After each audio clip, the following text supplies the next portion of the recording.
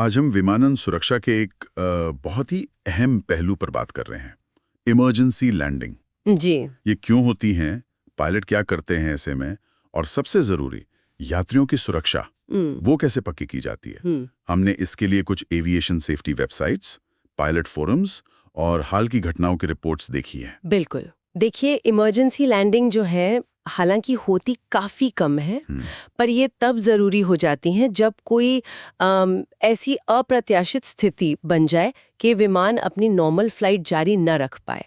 मकसद हमेशा एक ही होता है, पैसेंजर्स और क्रू को जितनी जल्दी हो सके सेफली ज़मीन पर वापस लाना। अच्छा, तो चलिए इस पर और बात करते हैं। सबसे पहले तो क्या ये सब एक ही तरह की होती हैं या कुछ अलग-अलग प्रकार भी हैं? हाँ, इसमें मोटे तौर पर 3 प्रकार होते हैं। एक है एहतियाती लैंडिंग, मतलब प्रिकॉशनरी लैंडिंग। एहतियाती। जी, ये तब होती है जब किसी संभावित प्रॉब्लम का पता चलता है, जैसे कोई वार्निंग लाइट जली, तो पायलट एहतियात के तौर पर मतलब सेफ्टी के लिए जल्दी लैंड करने का फैसला करता है। ठीक है। दूसरी है मजबूरन लैंडिंग या फोर्स्ड लैंडिंग।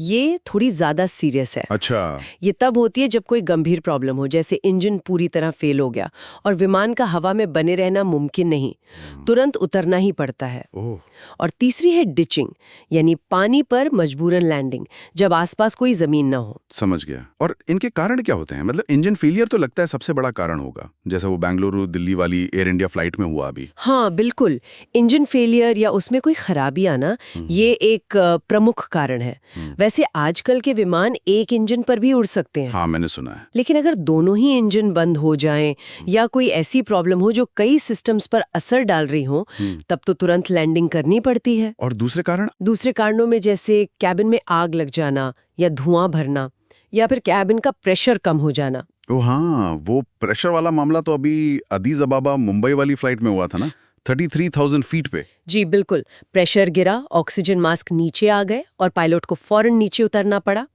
इनके अलावा कोई सीरियस मेडिकल इमरजेंसी हो सकती है, बहुत ज्यादा खराब मौसम या कोई सिक्योरिटी थ्रेट भी। बाप रे। अच्छा, जब इंजन फेल होता है तो पायलट करते क्या हैं? मैंने कहीं पढ़ा था, रेडिट पर शायद, पायलट एक चेकलिस्ट फॉलो करते हैं, fuel valve, mixture, carb heat, ignition, ये सब। हाँ, वो बिल्कुल सही है। पायलट्स एक स्टैंडर्ड प्रोसीजर फॉलो करते हैं। अक्सर इससे याद रखने के लिए कुछ मेमोरी एड्स भी होते हैं, जैसे ABCDE या FASO।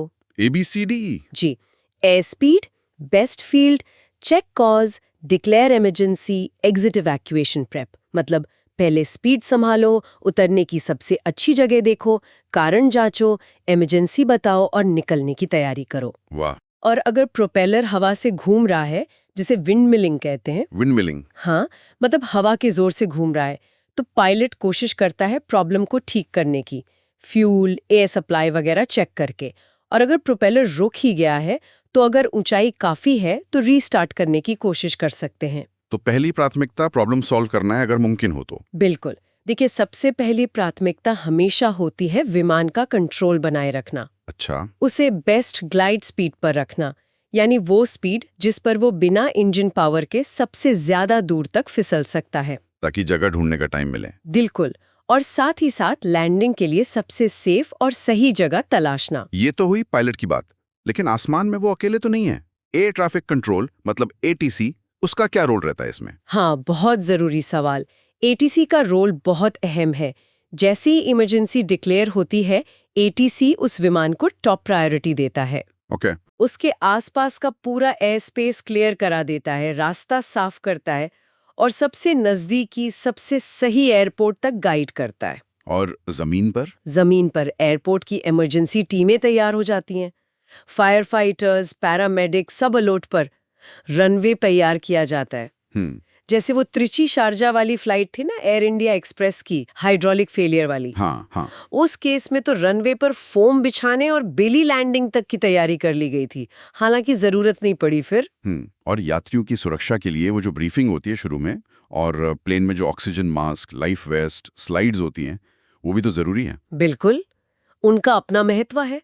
और इसी सिलसिले में हमें कैप्टन सली का वो किस्सा नहीं बोलना चाहिए, हडसन नदी वाला। हाँ, मिरेकल ऑन द हडसन। जी, जब चिड़ियों के टकराने से दोनों इंजन बंद हो गए थे, वो कैप्टन सली का कमाल का कौशल, उनकी शांति और तुरंत सही फैसले लेने की क्षमता थी, जिसने उस विमान को हडसन नदी पर सुरक्षित उतार दिया।